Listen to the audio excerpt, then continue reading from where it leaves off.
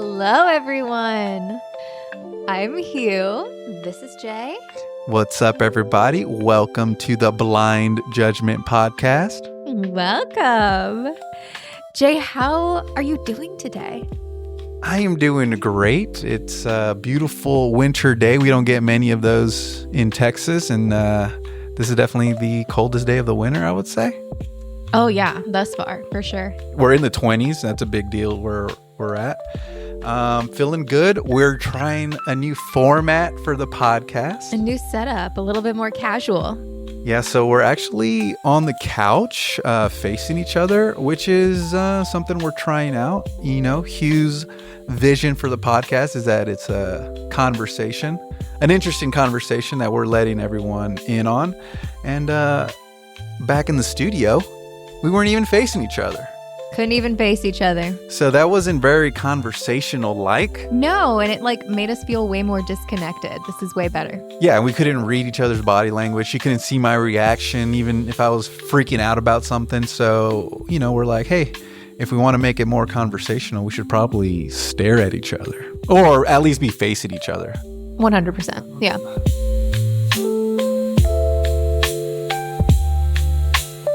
So today we're covering the cultural phenomenon that is the leader of the Love Has Won cult, Mother God. Yes, made famous recently by a Netflix documentary, which is called Love Has Won, I believe. It's not Netflix, it's HBO Max. HBO Max. Love Has Won.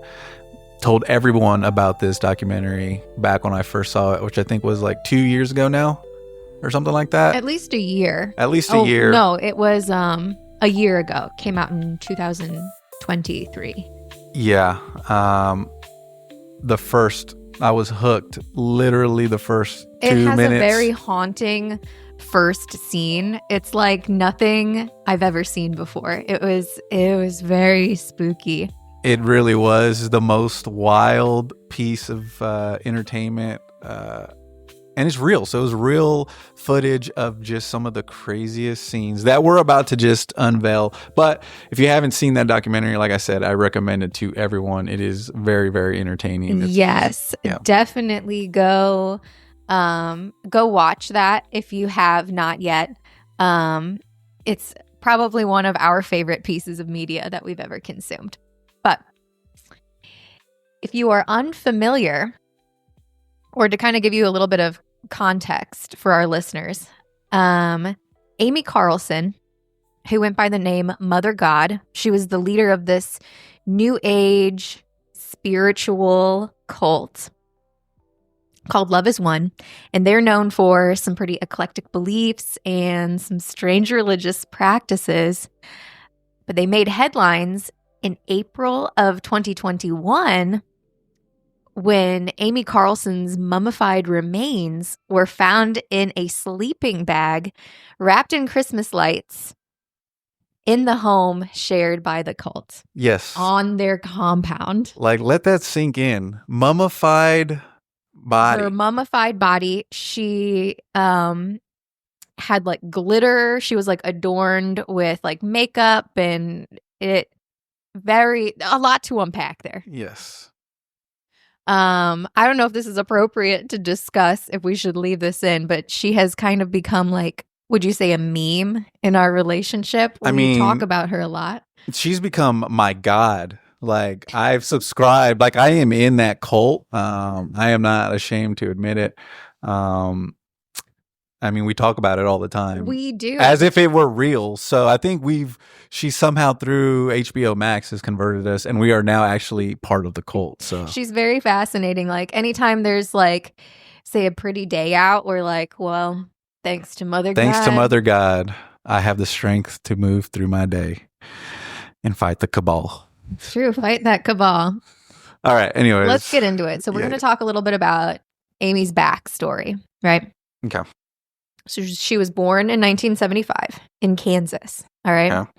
And her parents got divorced when she was pretty young. So then they kind of moved around a lot, like in Oklahoma, Kansas. they eventually settled in Dallas. Uh-huh.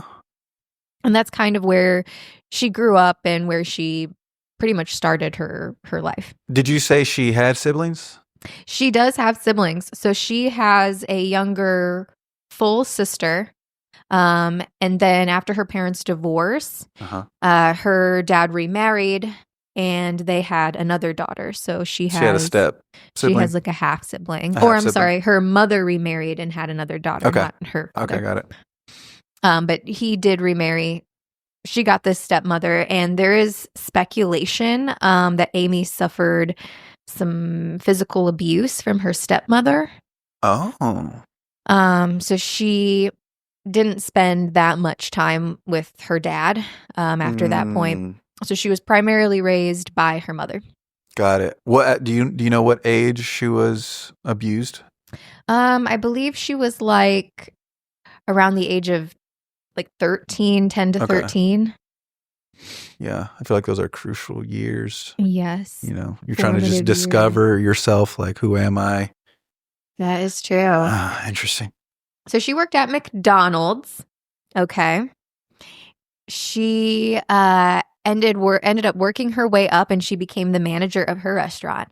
And she was very good at her job. She's like a natural leader. Yeah, she was like a shooting star, right? She rose quickly. Was. Yeah. She rose super quickly, and she really liked her job. She really enjoyed working there. She was climbing that ladder for sure, and she was loving it. Thing going, yes. Yeah, she like really enjoyed her job. She really enjoyed her job. She also became a mother at a very young age. Mm-hmm. She was around 20 when she had her oldest child. She had a son. Mm-hmm. And then she had 2 other children, a daughter and another son. Oh, wow. I don't know. It was 3. Yeah. So she had 3 kids, each by a different father. Okay. Unfortunately, she had like some relationship issues, very unlucky in love. You know, her family said she would just pick guys who weren't super great to her. Yeah, and she was like a stud, right? She was like a superstar, and like all the guys she would date were kind of losers. Like losers. And she's also like super beautiful. Yeah. Like very, very attractive. Yeah. And she just maybe had poor taste. She had poor taste in men, okay? And that is some foreshadowing as well. Yeah, that is true. Which is very sad. She would often go out a lot. She'd go out, drink, party, do her thing, and she would leave her kids like with her mom. And we're still talking about while she's employed at McDonald's. While she's still employed at McDonald's. So this is how she unwinds, basically. This is just kind of how she unwinds. Okay. She goes out and she parties. So things start to change when she begins to experiment with like psychedelic drugs. Okay. All right. And that leads her to become interested in like new age philosophy. Right. Okay. So she gets really into that new age stuff. She posts a lot on this website. It's called lightworkers.org. And at this point, what year are we in? This is the early 2000s. This is like AOL, internet coming on a disc. Like correct. This is the early ages of No, I mean, not quite that. This is like 2007. Okay.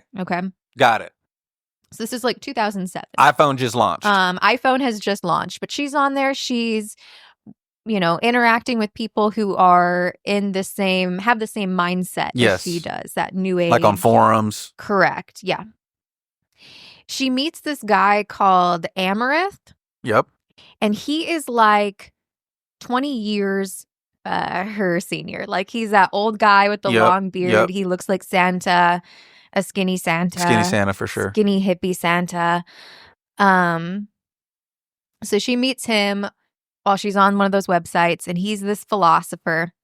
She ends up leaving her family in Dallas. And whenever I say she leaves her family, like they were having dinner, like as like a family gathering. She gets up in the middle of the dinner, leaves, packs her shit up, and moves to Crestone, Colorado to be with this guy, Amaranth. So what? So she just bounces. in the middle She of dinner? leaves in the middle of dinner. You think she leaves used her- like she told him at dinner and it was like, I'm leaving like right now? No, because her family says like she got up and they thought like she just went to the bathroom. What? Did she get like a text message or something? Like it's like Morpheus in the Matrix. Like, Neo, now's the moment. Get up and walk to the elevator. She's like, get up and pack your bags. I must go now. The starships have come for me. We'll explain starships later. We'll get into that. There are a lot of kooky things. The Galactics. All right, Robin but she Williams legit just got up and Yes. left and changed her life for Skinny Santa. She left for Skinny Hippie Santa, and like she completely abandoned her children, and left her entire family. So she moves in with this guy. Okay, and he somehow gets the idea in her mind that she is God. Okay. And then she has this like paranormal experience while under the influence of drugs. Right. And she realizes that she is this 19 million year old divine being, Mother God. Yeah. Okay. So she's Mother God. She has created everything. She's been reincarnated 534 times. Okay. She's been Jesus, Cleopatra, Joan of Arc. She's been Marilyn Monroe. She was Harriet Tubman. Robin Williams? She wasn't Robin Williams. Oh. Robin Williams speaks to her. She's on his. But he's like galactic. He's like an angel. Like he's an angel that talks to her. Okay. Okay. We'll get into that later. Girl, sorry. We'll get there, baby. You're jumping ahead of me. Okay. Yeah. So she's been reincarnated. She was all of those people, even though some of those people were alive at the same time, like overlapping, but she was every single one of those two people at once. Correct. Because she's God. She can do that. She's a god. She can do whatever she wants. Yeah. Title of the epi. Pretty much. And so she's been all those people. She's God. She's supposed to guide 144,000 people into this mystical fifth dimension. Okay? 5D? It's 5D, yes. And these people are going to be like the members of her cult. So originally it's called the Galactic Federation of Light. Terrible name. Okay, horrible PR decision. But luckily they changed it to Love Has Won, which is 1,000 times better of a name. Yeah. Yeah. And so, to be clear, she meets this guy, Hippie Santa, Skinny Hippie Santa. They take drugs and they have drugs are a very big part of this entire cult. Drug use is rampant throughout. Yeah. They're always on mushrooms. But they just had a crazy trip. High. They had an experience, and basically that it was like that moment. Where is it like when that Moses gets everything? I don't even actually know. But anyway, she has a moment under the influence that orders her to basically carry out all the events that we're about to talk about. Yeah, exactly. It's like a divine intervention moment where everything becomes clear and that's like the moment she becomes That's God. when she reached her clarity. And it's funny because like whenever we first watched it, I said to you, because I was like, how do these people, because it's not just her that's using the drugs, like it's her entire cult. And I said to you, I was like, how do people believe this? And you were like, drugs, man. Yeah, it's totally the drugs. So kind of going back to her system of beliefs, okay? She has this spiritual team, this roster of famous people and celebrities who kind of like guide her. And they are called the Galactics. And like we mentioned before, one of them is the late actor Robin Williams. Right. And, she's also got like John Lennon, Princess Elvis. Di is on there. Elvis is on there. She has this whole collection of celebrities that obviously she either idolized or she liked, but they're part of her team. They guide her in the spirit realm. And she often has these, she calls them etheric meetings. where she goes and she talks to them, but she's really like passed out from drinking and doing drugs all day. It's like that scene in the movie 300 where he goes and he talks to the Oracle. The Oracle. That's what she's doing. That's what she's doing. She's like talking to the ether. Yeah, pretty much. So, yeah, and like also later on, she mentions that Donald Trump is actually her dad. She gets into some pretty kooky beliefs.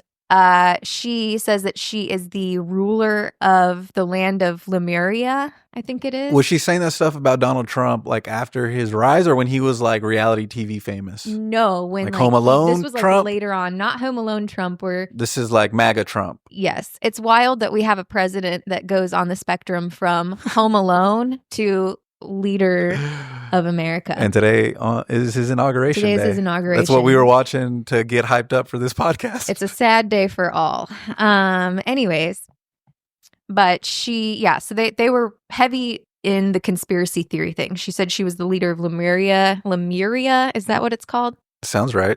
Are you familiar with that? No. That conspiracy theory where it's like there are like these ancient beings that live under Mount Shasta. Oh, no, I'm not familiar with that. Okay. That's another episode, I'm sure.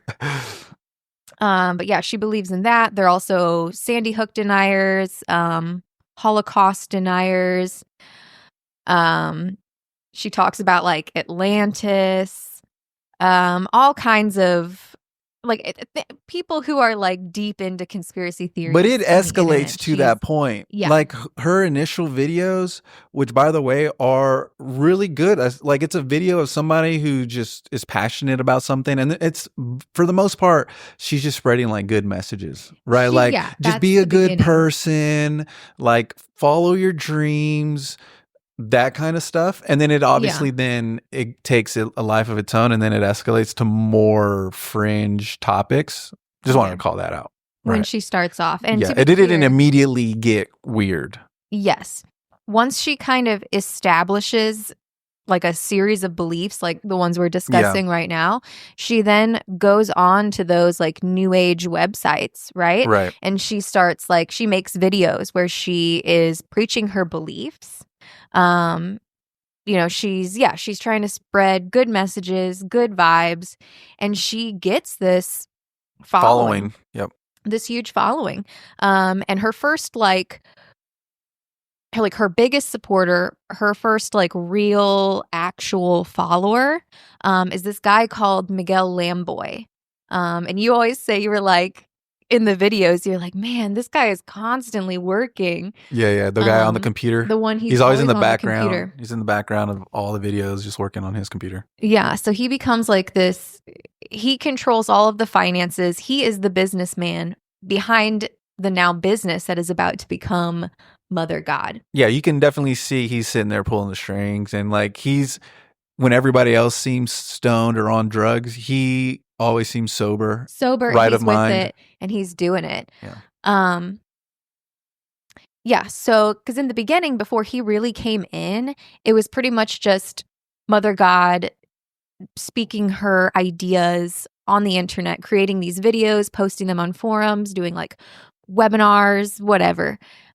He comes in and it becomes a business now. So now she does these things where she's selling new age materials, products, tinctures and like self-care, things like that. Like if you go to like a new age spiritual shop, whatever you would find there, now that is what Mother God is selling. She's now a business. She also does these etheric surgeries. Oh yeah. Yeah. So she charges like 50 grand. Okay. 50 grand? 50 grand. And she will perform essentially like a surgery. Isn't it like involve like sound baths and like? No, she can just go into her etheric meeting, talk to the galactics, and cure your brain cancer. Right. Just like with She does vibes like and energy. light work, vibes, energy. She doesn't have to be with you. It's like a telehealth. So again, thing. it's very much like that telehealth surgery. that God archetype, right? Like she can cure all, right? So Yeah, she she's just a healer. she's a healer. Just be in my presence. I will touch you and I will cure you of whatever ails you, right? Like that's essentially what she was doing. And but then there was no evidence behind it, but people would pay it. People blindly believed it. Yeah. And like they weren't all like 50 grand. Like she could do other surgeries. You could pay her to have, you know, her perform surgery on somebody else. Yeah. You know, it was a whole thing. People really believed this. They bought into it. Well, she sold a lot of products. Like if there's one thing you can say about her is, I mean, you saw it at McDonald's. Like she was a great worker. I think she knew business, and that's why she flourished there. And then it showed in her cult. Like she knew she can make a product and sell, right? Even if it was ridiculous. I mean, well, not just that, but she also knew how to work people. No, for sure. She was a saleswoman at heart. Yeah. So I think that again, she was very convincing, and when she spoke, like, which I think you see in a lot of cult documentaries, right? Like it always starts. You with have to be super personable because no one's going to like follow you and believe you. They're super charismatic and like smart and person. Yeah, you're funny and like all the things, and so that's who she was. And then I think you could definitely see also as the drug usage escalates, her ideas just get more and more crazy. Become more and more and more out there. Oh yeah, for sure. So now Miguel is there and he goes by the name Angel. So the members of the cult, much like every other cult ever, they have their names that they use specifically with like inside the cult. And his is Angel. So his name, we'll call him Angel now. Okay. So he's helping her. The group really takes off in the year 2014. So the guy Amaranth leaves, skinny hippie Santa, he's out the door. He's gone. He's gone. So Mother God and Angel, they move around the US a lot. They go to California, Colorado, Oregon, Florida, pretty much everywhere where weed was legal, right? Gotcha. They end up settling in Crestone, Colorado. Yep. They are beckoning people to come to them. They're like, okay, now is the time. We've got this place where everyone can come.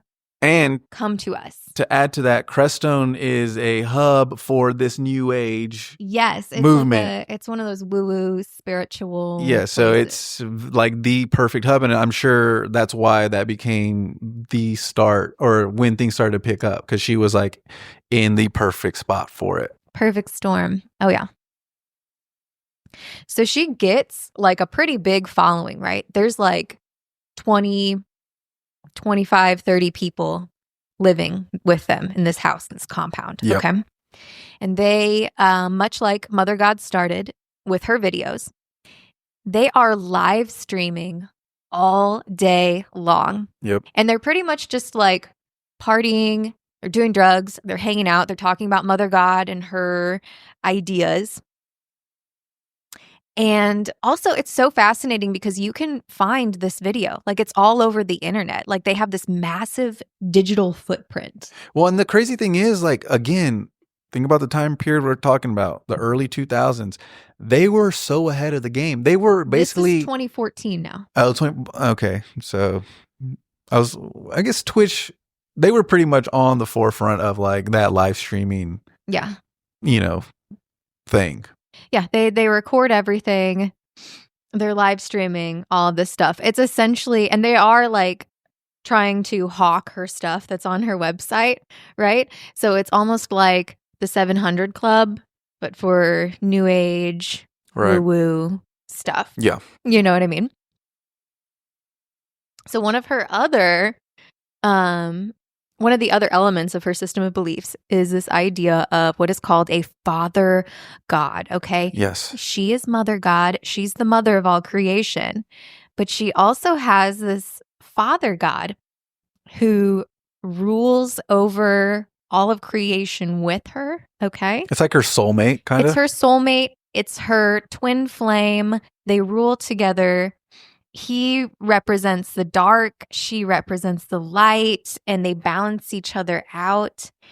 And let's recall her choice or taste in men. Okay. Because that becomes. That is correct. Yeah. That's correct. We could do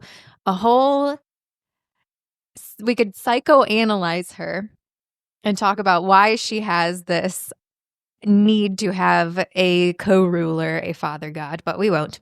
Yeah. So the guy Amaranth, the bearded, skinny hippie Santa, he's the first father god. Okay. There are several other father gods after him, but they just kind of come and go. They're not about it. When the group of people came, she ends up meeting another father god. His name's John, and he seems nice. He seems fine. Unfortunately, he seems like, a lot of the other people. Job. Yeah, he seems like a lot of the other people in her group who maybe might be missing a little bit of direction. But he eventually gets demoted to this new role called Father of the Multiverse, whatever the fuck that means. It's like vice president. Idea. Yeah, so he's essentially the VP of Love Has Won. The VP of Love Has Won.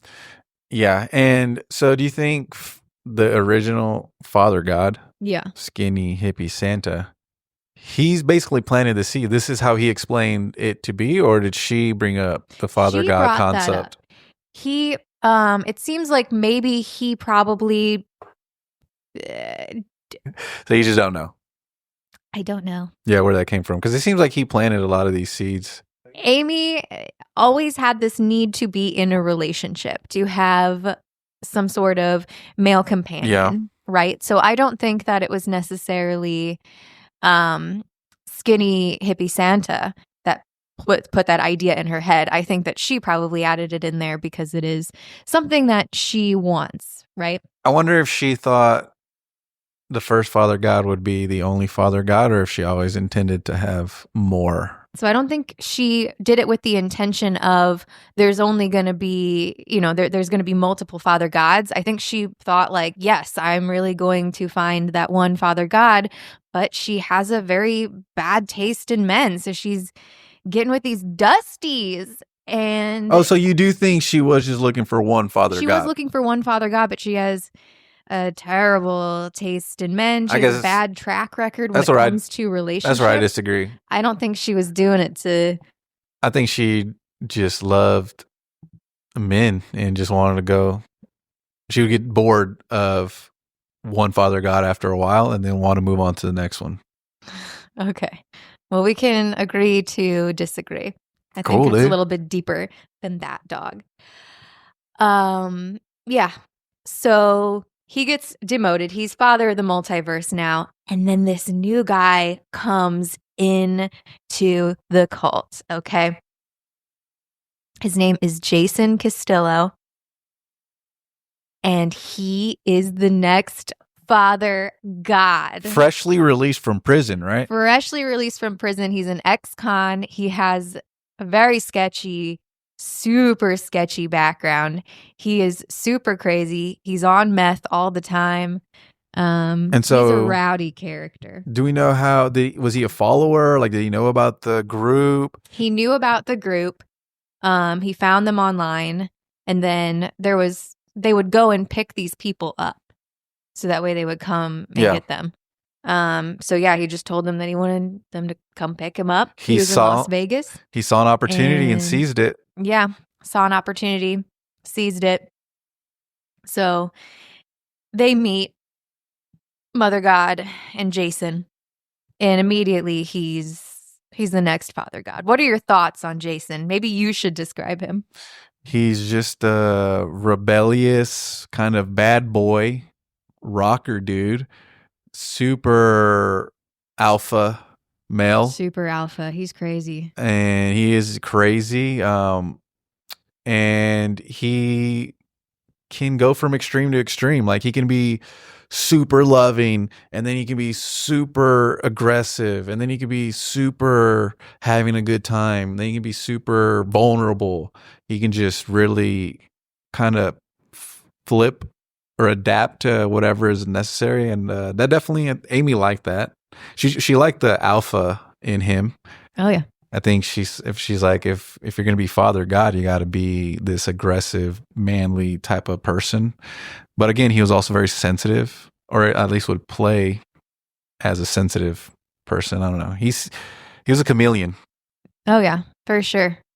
He also had great hair.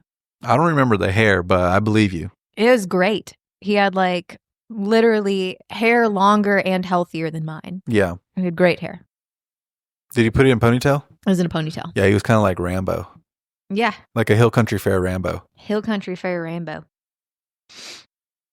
So he comes in, and the dynamic of the group kind of changes. He adds this kind of like unrest. Masculine energy. This masculine energy, and Mother God also changes a little bit. Oh yeah. After he comes around, she really kind of spirals. She drinks a lot more. People describe the arrival of Jason or the new Father God as like a storm approaching, or darkness has officially entered the chat room. Like he just brought with him bad vibes. Bad vibes. Bad energy. Contaminated everything. And so, yeah, so this is where we're at right now. She also becomes a little bit more aggressive. She treats her followers terribly. Let's talk about that. Okay. So part of her system of beliefs as well is, in order to get to that fifth dimension, you have to have very low vibrations here on Earth. So are there people in the cult who are at that level already? Yes, she forces them to be at this level. Everybody who joins the cult has to be at that level? You have to be at these low vibrations that she can check and pick up on, okay? And how you maintain your lowest possible vibration is by like eating next to nothing and never sleeping. Right, sleep deprivation. Sleep deprivation. I mean, you know how cults are. They want you to be as submissive as possible. So if you're not eating and you're not sleeping, you're going to be pretty submissive. She has them living in tents outside in Colorado. She becomes extremely aggressive towards her followers. And they do everything for her. They do everything for her. They cook every single meal for her. They're like unpaid interns. They are. It's just a group of unpaid interns. But listen, one of my favorite parts of like all of the videos, all of the media, and it's not funny because I'm sure it's very traumatizing for the guy, but it's where they're all sitting in a group and they're talking about like the bad things that they've done during that day. And one of the guys, he says, he's like, I've angered God because I made her the worst quesadilla in all of creation. And it's just, and he starts to cry, and it's not funny, but it's just the most insane thing I've ever heard. It's a good snapshot of the point she takes people to, and yeah, how they're able just to believe that they really made the worst quesadilla in all of creation. Because I think that's what Mother God said. And then there's the one where that we had watched while we were doing some research for this episode, where she yells at the father of the multiverse. She's like, I wanted chicken parmesan. Well, hold on. And you brought me meatballs. Do you think, what if it really was the worst quesadilla? Okay, define what the worst quesadilla in all of creation looks like. I don't know. It's just pretty simple. But like, okay, first of all, you probably didn't cook the tortilla. Like, what if they were cold ass tortillas? What if you didn't melt the cheese? It's comprised. It's a peanut butter and jelly, and he gave it to her. That's why it was the worst quesadilla in all of creation. It's not even a quesadilla. Yeah. Is a quesadilla the Mexican version of peanut butter and jelly? It's the Mexican version of a grilled cheese. Anyway. Oh, that's true. in all of these videos, because they're constantly live streaming, right? You can hear Amy like screaming at these people in the background. She's screeching, she's screaming, and the followers just kind of like chalk it up to it's the galactics are coming into her body. One of the more like darker spirits that she would talk to would be Robin Williams. So she'd be like, Robin Williams came to me and told me that those people should not have their tents tonight. So we're going to take their tents away. Damn. I don't think Robin would do that. Like I've seen Mrs. Doubtfire like 1,000 times. Yeah, I agree with you. But that's kind of weak on her part. Like, you got to just put this on Robin Williams. Like, nah, you own that thought. Why you got to put that on Robin Williams? Well, I don't know why his family didn't come forward and say something. Robin Williams' family? Out. Yeah, because they're so protective. They don't want to associate themselves with this craziness. Okay, sure. They're just gonna let it die in the you know how things get buried in the internet. It was hot. They knew it'd be hot for a month, and everybody would forget about it. And then look at us talking about Mother God. Shared. All right, so Miss Girl is crashing out, and as a result, her health is declining. Okay, she is drinking all day long. One of her followers is like, "Oh, I know she's God because there's no way a human being could drink that much and still be alive." So, and that's just one of the drugs. You know, alcohol's one, and then marijuana, shrooms, other psychedelics, I'm sure, and this is all day long, every single day for many years. But the drinking is definitely it's getting out of control. Once Father God comes around, it's getting out of control. Are you going to talk about her like health? We're getting into it right now. All right, so also keep in mind she's trying to keep this low vibration, so she's not eating very much. She is extremely, extremely thin, extremely weak. And to combat this, she starts taking colloidal silver. Mm-hmm. Explain. So colloidal silver is, I guess, like a tincture. Is that right? That's what they call it? I don't know even what that word means. Layman's terms. So it's essentially like a supplement, like a dietary supplement that you would take, except this is like silver particles in water. They would make it themselves on their compound. So it's a drink. It's a drink. Well, it's not necessarily a drink. You put it in your drink. It's like, again, like a supplement that you would take. It's like pre-workout, kind of. It is. And New Age people believe that it has a lot of tons of benefits is what they believe. Okay. Yep.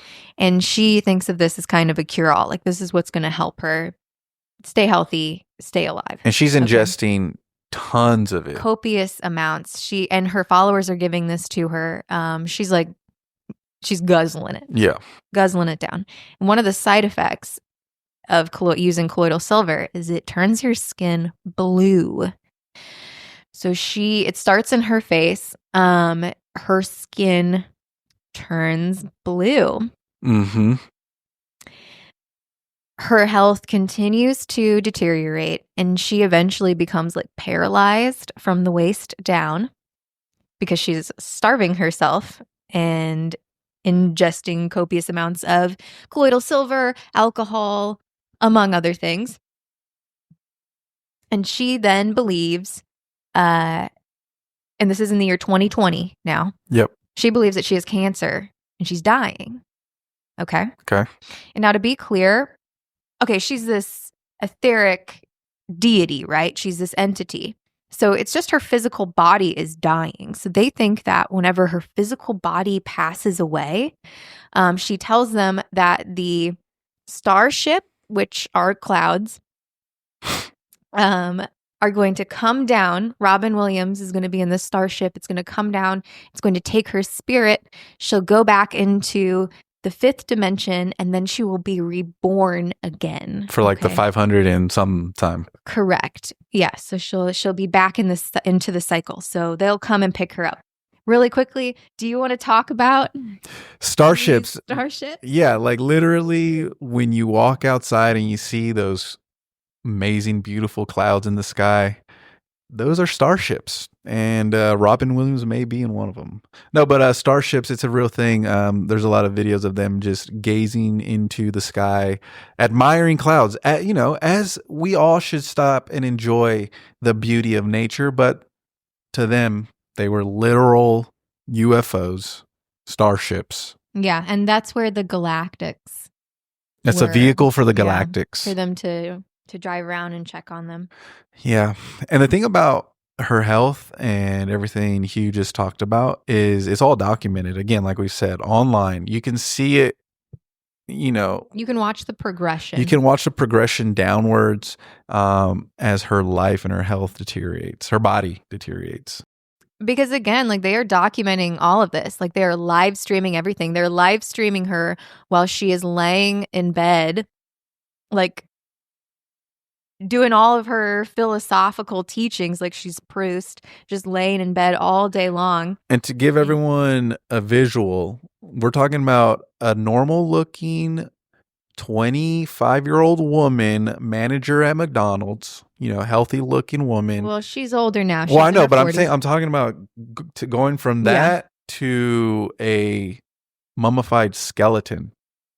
Yes, that can blue it skeleton. Literally, by the end of it, we're looking at what looks like a skeleton. So on video, you can see a healthy woman go from that to a skeleton. Blue skeleton. A blue skeleton. So it's 2020. She believes she's dying from cancer. She wants to travel around, okay? They want to take her to all of the places. They want her to have the perfect place to transition from her physical being into being a spiritual. They're getting ready for the send-off. They're getting ready for her ascent. So they start off by taking her to Hawaii, okay? They're living in Hawaii. They're hanging out there. Things are good. At this time, Amy gets a phone call to be on the Dr. Phil show with her mom and her sisters. Okay. Would you say her health improved when she got to Hawaii? I would say no. No? I would say it either declined or stayed the same. Yeah, so she goes on to Dr. Phil, and she's ecstatic. She is like, this is how I'm going to spread the word. Like reach the masses. This is how I'm going to reach the masses. And instead, really all it is just this awkward meeting between her family members and Dr. Phil, even though Dr. Phil does have some one-liners. Can you give us your favorite line from that episode? She spends all day drinking and smoking, which is an odd thing for God to do. It is. You are a good podcast host, but you're a better Dr. Phil impersonator. It's my pleasure. Sit down, bitch. Anyways, get back into the conversation, bitch. So yeah, that Dr. Phil episode does not go over well with Amy. But things get even worse when while she's in Hawaii, she goes on her live stream and she's like, I am the god Pele. Okay.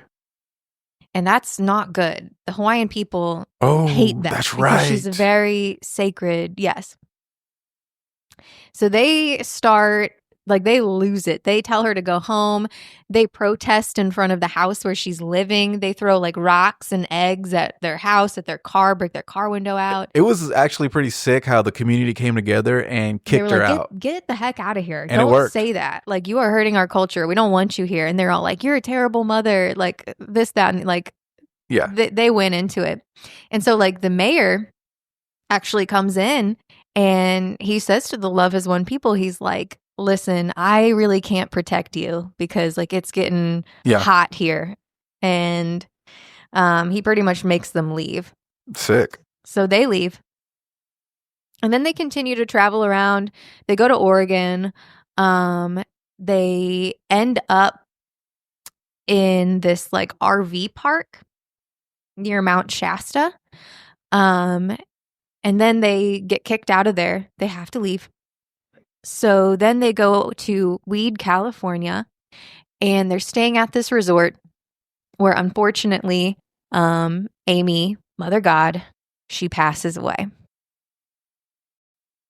So her followers are like, well, what do we do now? Like, the Galactics are going to come down in the starship to come pick her up. Yeah, anytime now. Anytime now. Like, and they're waiting. It's like it's a week. And they're like, we've got to figure out what to do.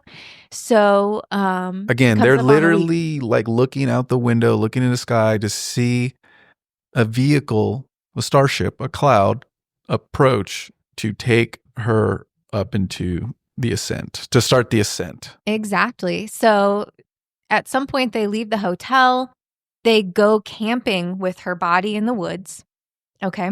Dead body. Her deceased body. They go camping with her in the woods. They're like, okay, maybe the Galactics are going to come to us here. Like any minute now, they're going to be coming here. They never come. So yeah, 1 day turns to 2 days, 2 days turns to 3 days. It's like a week. Okay. Yeah. So then they decide, well, let's just take her back home to Crestone, Colorado. And now keep in mind, they are in far northern California. So they take her body, they wrap her up in a sleeping bag, they wrap her with Christmas lights, and they essentially like weekend at Bernie's her. Yep. They drive her all the way from Northern California all the way down to Colorado. And this is the craziest thing, they even get pulled over while she's in the car, and they just made it look like she was asleep. Yeah, they put sunglasses. Yeah, just made it look like she was asleep. Like she was asleep in the back of the car. But they drive her deceased body. So they get to Crestone, Colorado, where the rest of the members of the Love Is One cult are. And Angel's there as well, who's like the CFO guy. He's the guy who's always working. He seems to be like sober throughout all of this. They show up and he's like, I haven't heard from Amy. Like, what's going on? And they're like, oh, they have her in the room. And he goes back there and Amy's a corpse. And he is like, what the fuck? Yeah, they have her like in the bed, like on the bed. She's in the bed. And keep in mind, they are like washing her body. They're washing and styling her hair. Her eyes had decayed. So they put like glitter in her eye sockets. Oh my God. Like they are caring for her corpse. So Angel ends up going to the police department. They show up. You see that on the show. It is absolutely terrifying, but they find her mummified body. Yep. Laying in her room. So 7 members of the group, including Father God, are charged with abuse of a corpse and also child abuse, because I forgot to mention some of the followers have children who are living on the compound with them.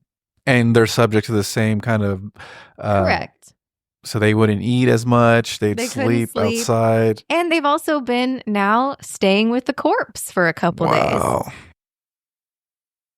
So they're charged.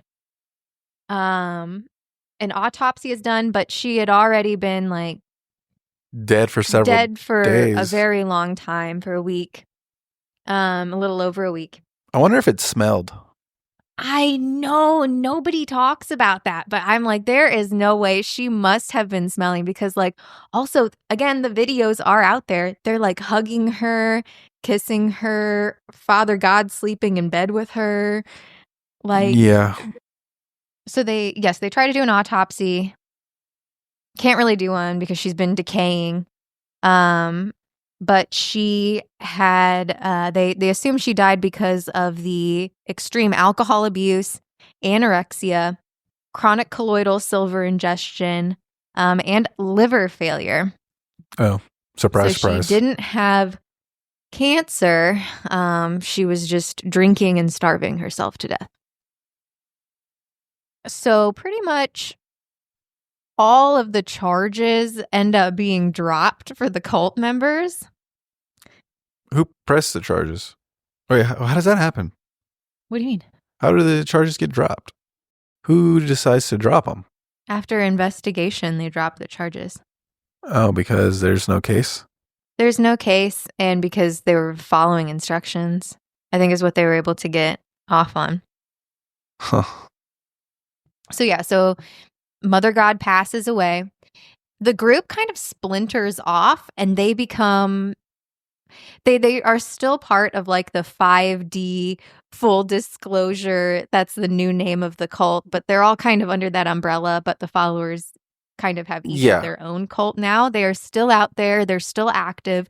They still post videos. They are still carrying the torch that Amy lit. They still carry the torch, and they still preach that she has ascended. They still believe in her. They're still all about this. Maybe one day we'll hear of the new person that she... They actually have one. So I don't know how deep that's probably a part 2 because this episode's already super long. We should do a deep dive on what they're doing right now because they actually have Mother God like came a back. young girl who they think is like the Mother new God. Mother God. All right, yeah. And there's also some more lore with the guy Angel. There's some more lore with him. We need to get into that before Netflix does. Let's do it. We'll do a follow-up episode. Yeah. But that is pretty much the end. You know, we covered a lot of the highlights, but there's still so much more to this. And again, we recommend checking out that documentary, Love Has Won. It's super dope. Get on YouTube to do your own research. Yeah, we just love talking about this case. So yeah, that is the case of Love Has Won. That's Love Has Won, the cult of Mother God. And let us know what you thought about this format. I think it's more aligned to what you envisioned. Is that the case? That is the case. So I know you heard a lot more of me than usual, and maybe that's a bad thing. But we won't know unless you tell us. So either let us know in person or send us a Reddit comment. Shout out to everybody else again on Reddit. Y'all are giving us a lot of engagement. We love to see it. If you haven't subscribed, subscribe already. We got some, I know we've been saying it, and maybe we'll let you know soon what our plans are for this podcast in 2025. But we do have plans.